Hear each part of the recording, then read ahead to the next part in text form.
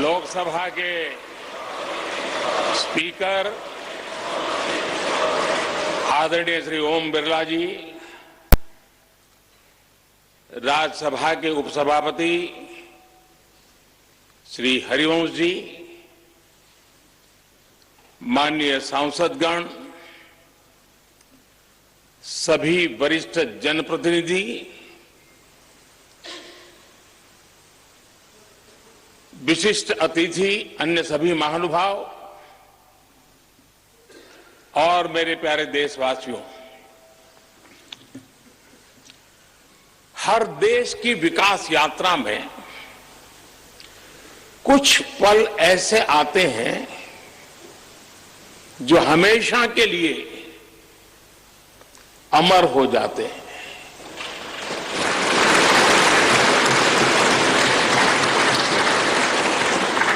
कुछ तारीखें समय के ललाट पर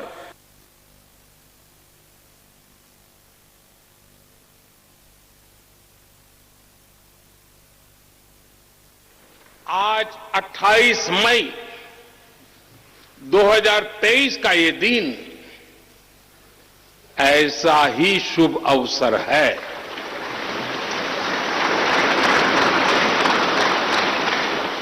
देश आजादी के 75 वर्ष होने पर अमृत महोत्सव मना रहा है। इस अमृत महोत्सव में भारत के लोगों ने अपने लोकतंत्र को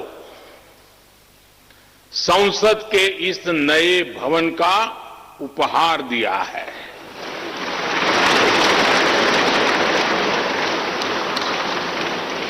आज सुबह ही संसद भवन परिसर में सर्वपंथ प्रार्थना हुई है।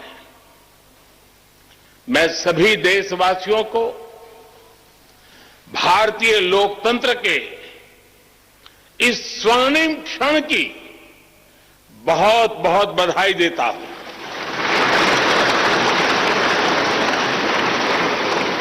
साथियों, ये सिर्फ एक भवन नहीं है,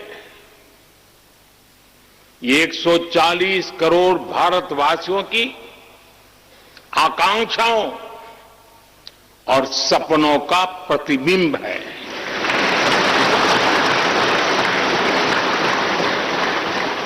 ये विश्व को भारत के दृढ़ संकल्प का संदेश देता हमारे लोकतंत्र का मंदिर है।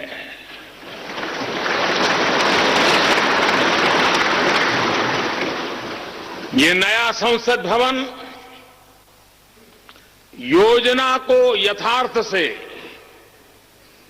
नीति को निर्माण से, इच्छा शक्ति को क्रिया शक्ति से, संकल्प को सिद्धि से जोड़ने वाली अहम कड़ी साबित होगा।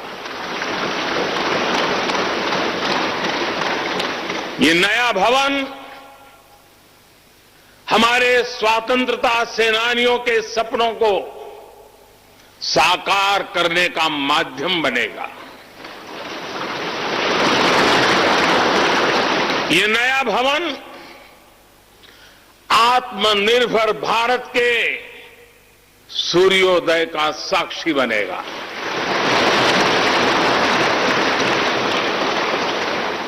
ये नया भवन विकसित भारत के संकल्पों की सिद्धि होते हुए देखेगा। ये नया भवन नूतन और पुरातन के सह अस्तित्व का भी आदर्श है। साथियों, नए रास्तों पर चलकर ही नए प्रतिमान गढ़े जाते हैं।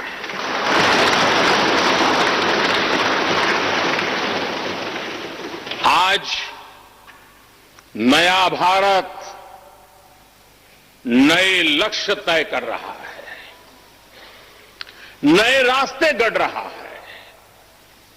नया जोश है, नया उमंग है, नया सफर है, नई सोच है। दिशा नई है, दृष्टि नई है, संकल्प नया है, विश्वास नया है।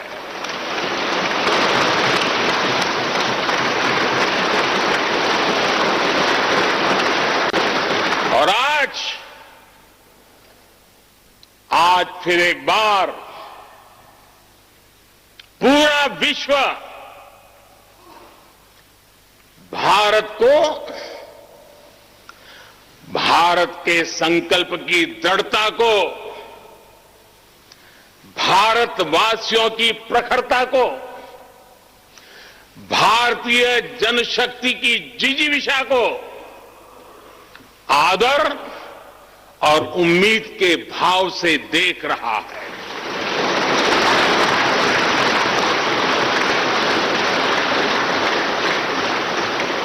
जब भारत आगे बढ़ता है तो विश्व आगे बढ़ता है।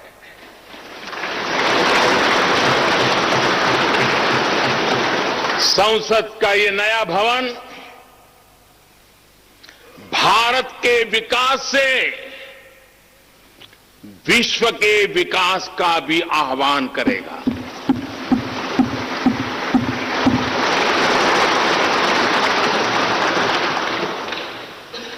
साथियों, आज इस ऐतिहासिक अवसर पर कुछ देर पहले संसद की इस नई इमारत में पवित्र सेंगोल की भी स्थापना हुई है।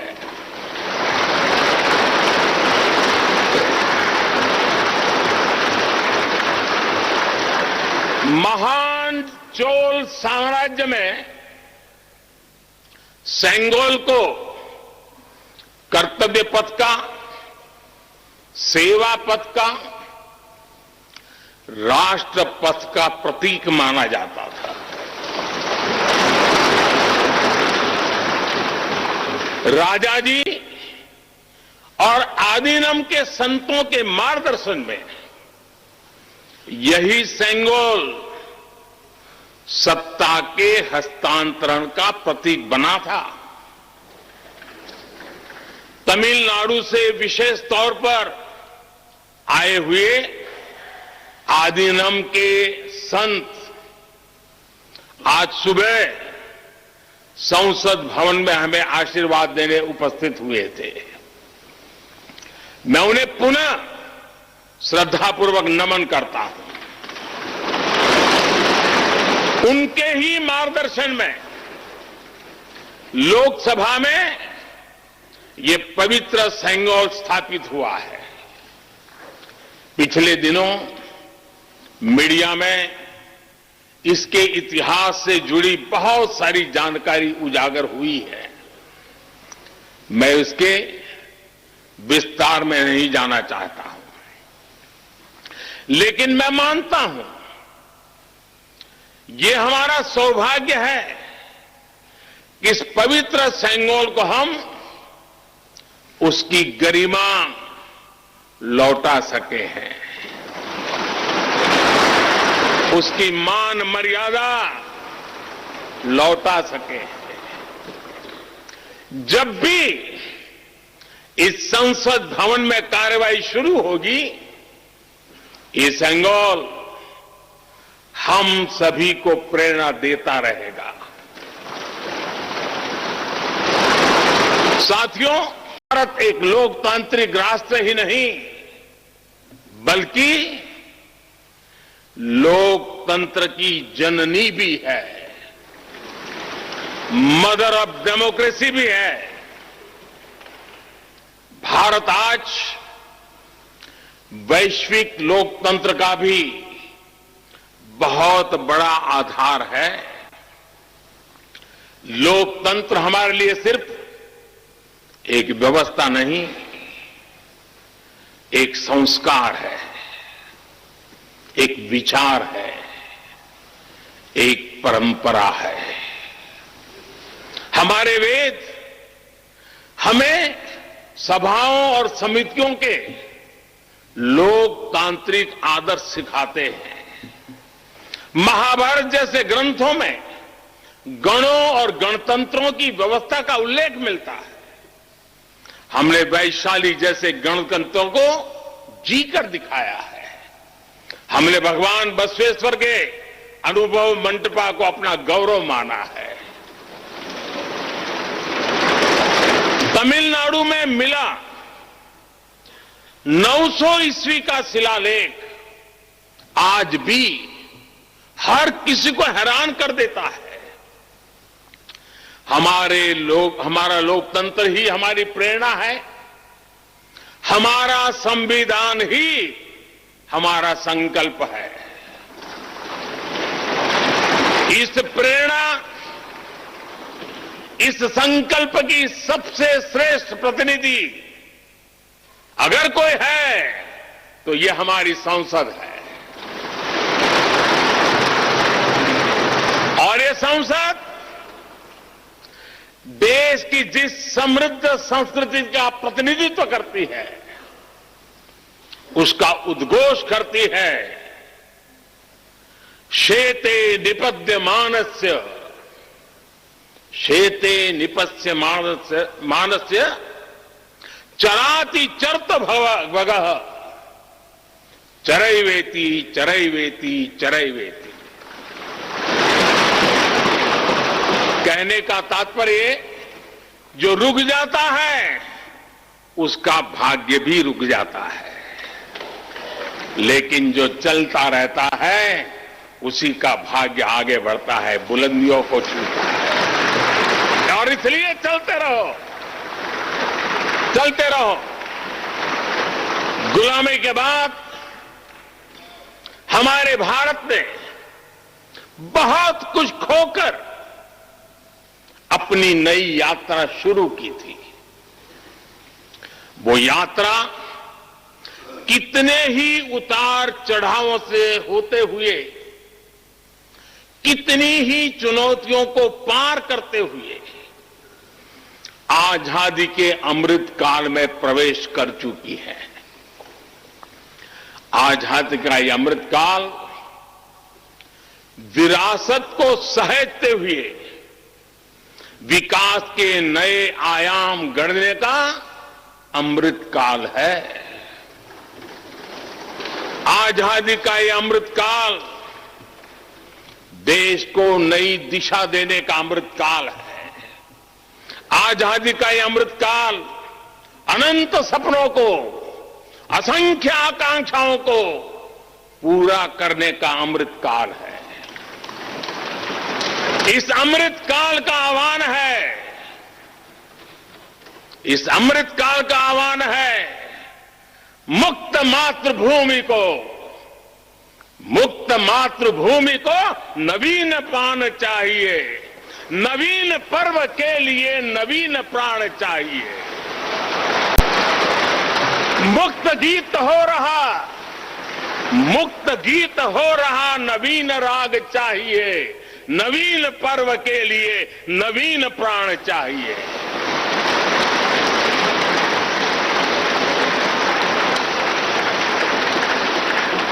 और इसलिए भारत के भविष्य को उज्जवल बनाने वाली इस कार्यस्थली को भी उतना ही नवीन होना चाहिए, आधुनिक होना चाहिए। साथियों, एक समय था जब भारत दुनिया के सबसे समृद्ध और वैभवशाली राष्ट्रों में गिना जाता था। भारत के नगरों से लेकर महलों तक, भारत के मंदिरों से लेकर मूर्तियों तक, भारत का वास्तु भारत की विशेषज्ञता का उद्घोष करता था। सिंधु सभ्यता के नगर नियोजन से लेकर मौर्यकालीन स्तंभों और स्तूपों तक, चोल शासकों के बनाए भव्य मंदिरों से लेकर जलाशयों और बड़े बांधों तक भारत का कौशल विश्व भर से आने वाले यात्रियों को हैरान कर देता था। लेकिन सैकड़ों साल की गुलामी ने हमसे हमारा ये गौरव छीन लिया। एक ऐसा भी समय आ गया जब हम दूसरे देशों में हुए निर्माण को देखकर मुग्ध होने लग गए। 21वीं सदी का नया भारत बुलंद हौसले से भरा हुआ भारत अब गुलामी की उस सोच को पीछे छोड़ रहा है। आज भारत प्राचीन कला की उस गौरवशाली धारा को एक बार फिर अपनी तरफ मोड़ रहा है और संसद की ये नई इमारत इस प्रयास का जीवंत प्रतीक बनी है। आज नए संसद भवन को देखकर हर भारतीय गौरव से भरा हुआ है। इस भवन में विरासत भी है, वास्तु भी है, इसमें कला भी है, कौशल भी है, इसमें संस्कृति भी है और संविधान के स्वर भी है। आप देख रहे हैं कि लोकसभा का आंतरिक हिस्सा, यहां भी देखिए, यहां भी देखिए, राष्ट्रीय पक्षी मोर पर आधारित है।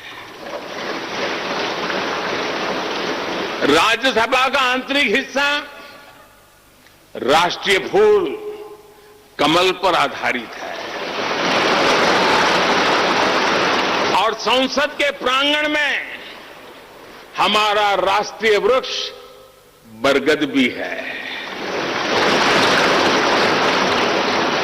हमारे देश के अलग अलग हिस्सों की जो विविधता है, इस नए भवन ने उन सबको समाहित किया है। इसमें राजस्थान से लाए गए ग्रेनाइट और बलुआ पत्थर लगाए गए हैं। ये जो लकड़ी का काम आप देख रहे हैं ना, वो महाराष्ट्र से आई है। यूपी में भदोही के कारीगरों ने इसके लिए अपने हाथ से कालीनों को बुना है। एक तरह से इस भवन के कण कण में हमें एक भारत श्रेष्ठ भारत की भावना के दर्शन हुए। साथियों, संसद के पुराने भवन में सभी के लिए अपने कार्यों को पूरा करना कितना मुश्किल हो रहा था, ये हम सभी जानते हैं। टेक्नोलॉजी से जुड़ी समस्याएं थी, बैठने की जगह से जुड़ी चुनौती थी। इसलिए ही बीते 1.5-2 दशकों से ये चर्चा लगातार हो रही थी कि देश को एक नए संसद भवन की आवश्यकता है। और हमें ये भी देखना होगा कि आने वाले समय में सीटों की संख्या बढ़ेगी, सांसदों की संख्या बढ़ेगी, वो लोग कहां बैठते हैं। और इसलिए ये समय की मांग थी कि संसद की नई इमारत का निर्माण किया जाए। और मुझे खुशी है कि भव्य इमारत आधुनिक सुविधाओं से पूरी तरह लैस है। आप देख रहे हैं कि इस समय भी इस हॉल में सूरज का प्रकाश सीधे आ रहा है, बिजली कम से कम खर्च हो, हर तरफ लेटेस्ट टेक्नोलॉजी वाले गैजेट्स हों, इन सभी का इसमें पूरा ध्यान रखा गया है। साथियों, आज सुबह ही मैं इस संसद भवन को बनाने वाले श्रमिकों के एक समूह से मिला हूं। इस संसद भवन ने करीब 60,000 श्रमिकों को रोजगार देने का भी काम किया है। उन्होंने इस नई इमारत के लिए अपना पसीना बहाया है। मुझे खुशी है कि इनके श्रम को समर्पित एक डिजिटल गैलरी भी संसद में बनाई गई है और विश्व में शायद ये पहली बार हुआ होगा। संसद के निर्माण में अब उनका योगदान भी अमर हो गया है। साथियों, कोई भी एक्सपर्ट अगर पिछले 9 वर्षों का आकलन करे तो पाएगा कि ये 9 साल भारत में नव निर्माण के रहे हैं, गरीब कल्याण के रहे हैं। आज हमें संसद की नई इमारत के निर्माण का गर्व है, तो मुझे पिछले 9 साल में गरीबों के 4 करोड़ घर बनने का भी संतोष है।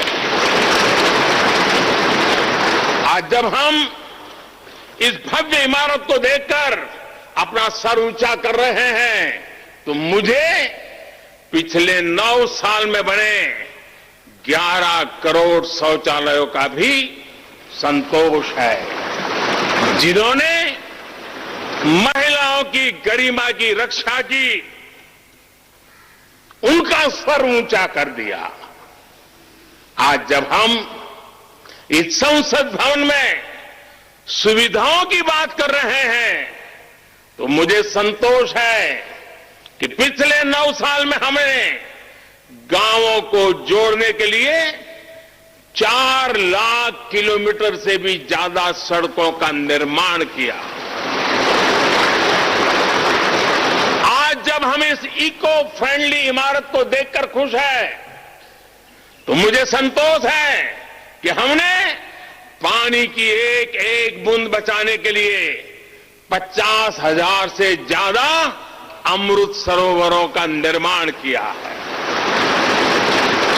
आज जब हम इस नए संसद भवन की लोकसभा और राज्यसभा को देखकर उत्सव मना रहे हैं, तो मुझे संतोष है कि हमने देश में 30,000 से ज्यादा नए पंचायत भवन भी बनाए हैं। यानी पंचायत भवन से लेकर संसद भवन तक हमारी निष्ठा एक ही है, हमारी प्रेरणा एक रही। देश का विकास, देश के लोगों का विकास। साथियों, आपको ध्यान होगा 15 अगस्त को लाल किले से मैंने कहा था, यही समय है, सही समय है।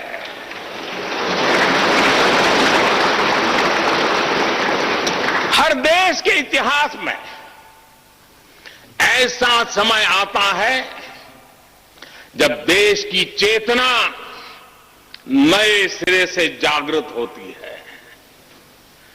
भारत में आजादी के 25 साल पहले, 47 के पहले 25 साल याद कीजिए, आजादी के 25 साल पहले ऐसा ही समय आया था। गांधी जी के असहयोग आंदोलन ने पूरे देश को एक विश्वास से भर दिया था। गांधी जी ने स्वराज के संकल्प से हर भारतवासी को जोड़ दिया था। ये वो दौर था जब हर भारतीय आजादी के लिए जी जान से जुट गया था। इसका नतीजा हमने 1947 में भारत की आजादी के तौर पर देखा। आजादी का ये अमृतकाल भी भारत के इतिहास का ऐसा ही पड़ाव है। आज से 25 साल बाद भारत अपनी आजादी के 100 वर्ष पूरे करेगा। हमारे पास भी 25 वर्ष का अमृत कालखंड है। इन 25 वर्षों में हमें मिलकर भारत को विकसित राष्ट्र बनाना है।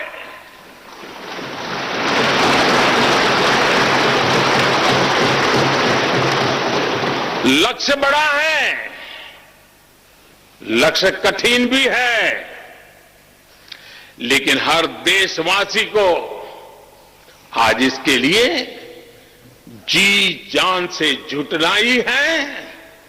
नए प्रण लेने हैं, नए संकल्प लेने हैं, नई गति पकड़नी है। और इतिहास गवाह है कि हम भारतीयों का विश्वास सिर्फ भारत तक ही सीमित नहीं रहता। हमारी आजादी की लड़ाई ने दुनिया के बहुत सारे देशों में उस समय एक नई चेतना जागृत कर दी थी। हमारी आजादी की लड़ाई से भारत तो आजाद हुआ ही, साथ ही कई देश आजादी की राह पर चल पड़े। भारत के विश्वास ने दूसरे देशों के विश्वास को सहारा दिया था। और इसलिए भारत जैसा विविधता से भरा देश, इतनी बड़ी आबादी वाला देश, इतनी सारी चुनौतियों से लड़ने वाला देश जब एक विश्वास के साथ आगे बढ़ता है तो इससे दुनिया के अनेक देशों को प्रेरणा भी मिलती है।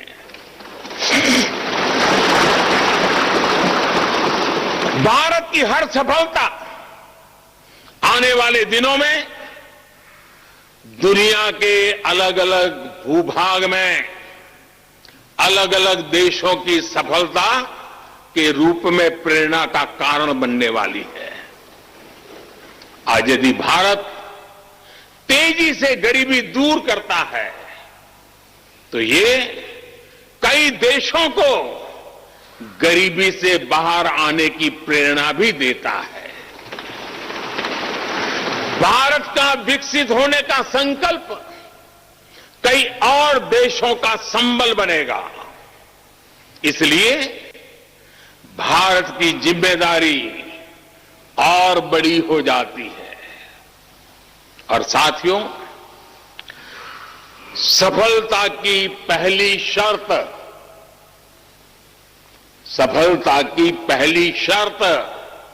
सफल होने का विश्वास ही होती है। ये नया संसद भवन इस विश्वास को नई बुलंदी देने वाला है। ये विकसित भारत के निर्माण में हम सभी के लिए नई प्रेरणा बनेगा।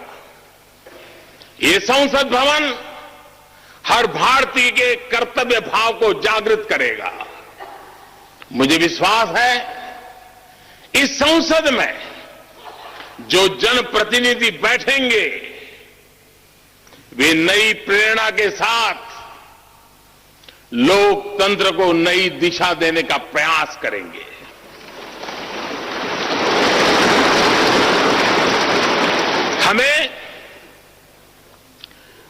नेशन फर्स्ट की भावना से आगे बढ़ना होगा। इदम राष्ट्राय इदम न मम। हमें कर्तव्य पथ को सर्वोपरि रखना होगा। कर्तव्यमेव कर्तव्यम और कर्तव्यम न कर्तव्यम। हमें अपने व्यवहार से उदाहरण प्रस्तुत करना होगा। यद यदाचरति श्रेष्ठ तत्देव इतरो जनः। हमें निरंतर खुद में सुधार करते रहना होगा। उद्धरेत आत्मना आत्मानानम। हमें अपने नए रास्ते खुद बनाने होंगे। अपदीवो भव। हमें खुद को खपाना होगा, तपाना होगा। तपसो ही परम नास्ति तपसा विंदते महत। हमें लोक कल्याण को ही अपना जीवन मंत्र बनाना होगा। लोकहितम मम करणीयम। जब संसद के इस नए भवन में हम अपने दायित्वों का ईमानदारी से निर्वहन करेंगे तो देशवासियों को भी नई प्रेरणा मिलेगी। साथियों, दुनिया के सबसे बड़े लोकतंत्र को यह नई संसद एक नई ऊर्जा और नई मजबूती प्रदान करेगी। हमारे श्रमिकों ने अपने पसीने से इस संसद भवन को इतना भव्य बना दिया है। अब हम सभी सांसदों का दायित्व है कि इसे अपने समर्पण से और ज्यादा दिव्य बनाएंगे।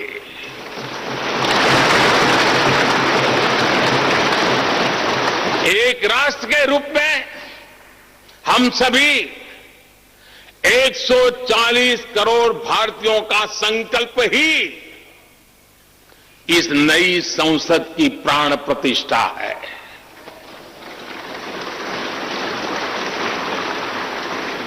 यहां होने वाला हर निर्णय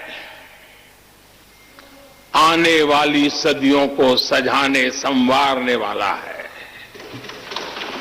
यहां होने वाला हर निर्णय आने वाली पीढ़ियों को सशक्त करने वाला होगा। यहां होने वाला हर निर्णय भारत के उज्ज्वल भविष्य का आधार बनेगा। गरीब, दलित, पिछड़ा, आदिवासी, दिव्यांग समाज के हर वंचित परिवार के सशक्तिकरण का, वंचितों को वरीयता का रास्ता यहीं से गुजरता है। इस नए संसद भवन की हर ईंट, हर दीवार, इसका कण कण गरीब के कल्याण के लिए समर्पित है।